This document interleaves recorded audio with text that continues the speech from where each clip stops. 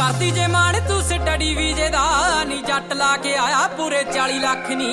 ਕਹਿ ਕੇ ਰਿਫਿਊਜ਼ ਹੀ ਟੌਂਟ ਮਾਰੇ ਸੋਹਣੀਏ ਨੀ ਕੱਢ ਦੇਣੇ ਤੇਰੇ ਮੈਂ ਭੁਲੇਖੇ ਝਟਨੀ ਆਹ ਦਿਨਾਂ ਵਿੱਚ ਗੇਮ ਪਾਉਣੀ ਵੱਡੀ ਬੱਲੀਏ ਆਹ ਦਿਨਾਂ ਵਿੱਚ ਗੇਮ ਪਾਉਣੀ ਵੱਡੀ ਬੱਲੀਏ ਬਹੁਤੀਆਂ ਮੈਂ ਲੰਮੀ